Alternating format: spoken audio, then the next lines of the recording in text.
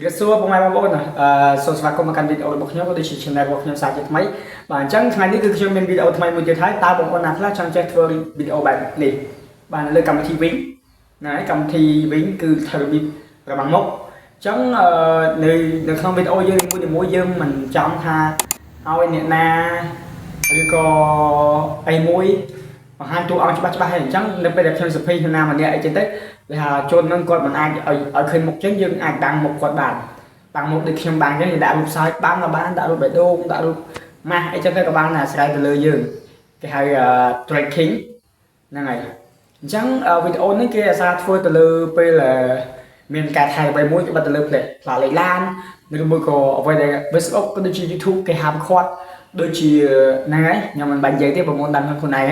ថាអ្វីដែលធ្វើឲ្យ report ដែលធ្វើឲ្យអ្នកមើលនឹងប៉ះពាល់ផ្លូវអារម្មណ៍គឺគេចង់ឲ្យឃើញអញ្ចឹងគេធ្វើការបិទបាទដូចជាបិទ logo បិទអីចឹងទៅអញ្ចឹងបើខាត់ពេលយូរមុននឹងចូលទៅដល់វីដេអូបងប្អូនកុំភ្លេចជួយចុច subscribe like ដូចជា share follow ហើយ follow page បងប្អូនមួយផងដើម្បីទទួលបានវីដេអូថ្មីៗដូចជា subscribe channel និងបើកសញ្ញាកណ្ដឹងដើម្បីទទួលបានវីដេអូថ្មីៗឬក៏មិនខកខានវីដេអូពេលក្រោយអូខេតោះទៅជាមួយនឹងបងប្អូនទាំងអស់គ្នាបាទ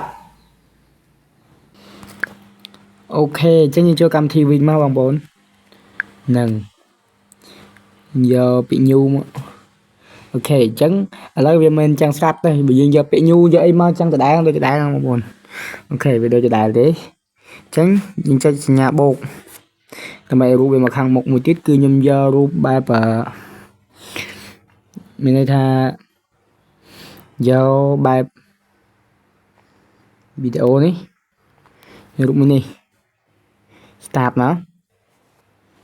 អូខេអញ្ចឹងបានពីរអញ្ចឹងខ្ញុំចុចយករូបនេះអូខេហើយយើងទាញរូបហ្នឹងយើងទាញវែងណា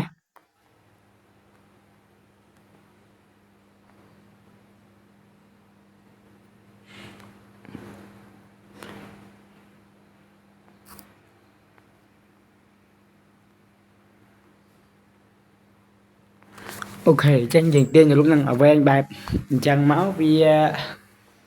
នេះហើយអញ្ចឹងដើម្បីដាក់របាំងមុខបានយើងធ្វើយ៉ាងម៉េច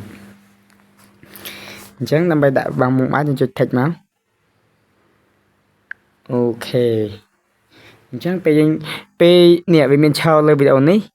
ឆោលើវីដេអូនេះអញ្ចឹងកម្មវិធីគេបង្កើតមកមួយគេមានគេគិតហើយមិនគេបង្កើតឡើងបានអញ្ចឹងបងប្អូនបាច់ខ្លាចថានៅពេលដែលយើងបញ្ចូល playlist ទៅបញ្ចូលទៅរូបមួយណាតែប៉ុតវាមាន clip របស់វាហ្នឹងអញ្ចឹងយើងឆោលើវីដេអូហ្នឹងហើយយើងចុចពាក្យ edit នេះហ្នឹងហើយយើងបញ្ចូលពាក្យ edit ហើយយើងនេះមករកពាក្យថាស្អីនេះ music នេះពាក្យហ្នឹង mosaic នឹងគេរកកន្លែងហ្នឹងយើងចុចកន្លែងហ្នឹងមកនេះឃើញអត់ប៉ុន្តែខ្ញុំយកកន្លែងអត់បានអូបានបងប្អូនបាននេះយកវាដាក់បាំងមកនេះឃើញអត់វាបាំងបាន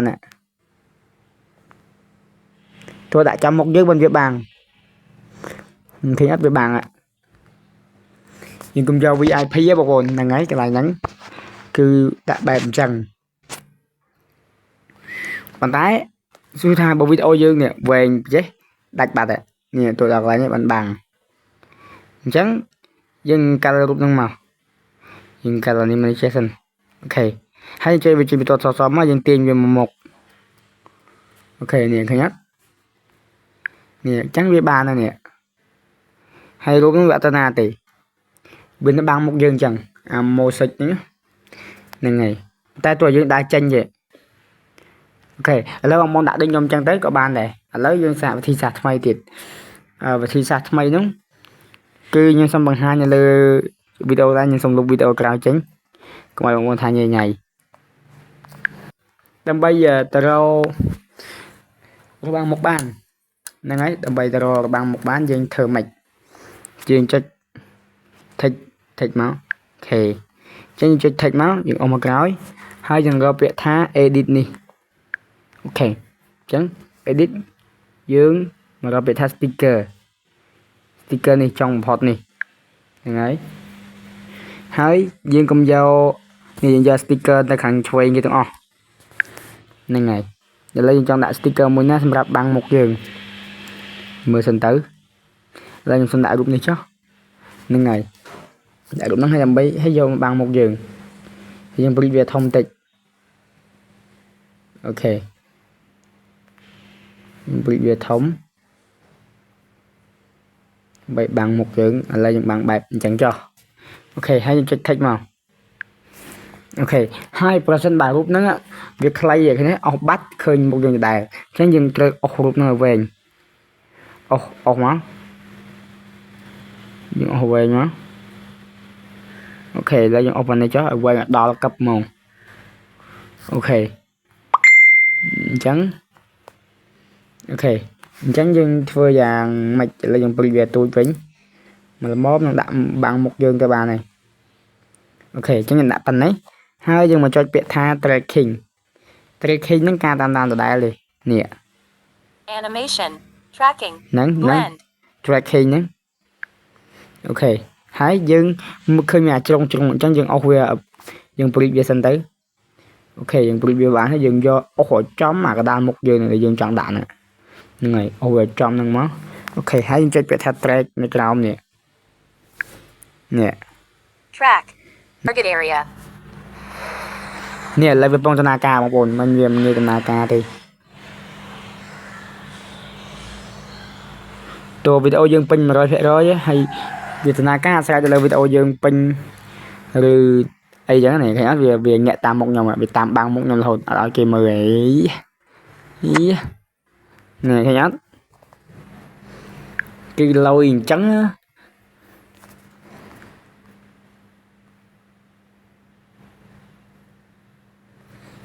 ហើយតោះមកចុច text មកអូខេចុចប៉ុណ្ណឹងបានហើយបងប្អូនអញ្ចឹងវីដេអូបងប្អូនគឺមានតែប៉ុណ្ណឹងអូខេអរគុណច្រើនបាយបាយបើខ្ញុំខុសឆ្គងកន្លែងណាអីសូមខន្តីអភ័យទោសផងបាទ